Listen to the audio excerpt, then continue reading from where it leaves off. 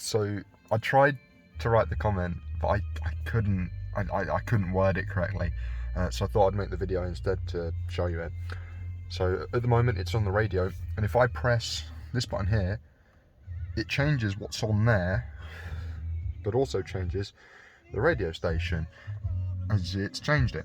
However, if I press this one, it now allows me to change that without changing that. I am pressing the button currently, but then if I swap to, say, trip 2, and I now press it, it'll still change what's on trip 2, but will also still change the track and radio station. But then if you press that again, you can keep it on trip 2 and swap through them without the radio station changing. Yeah, this was the easiest way of me explaining it.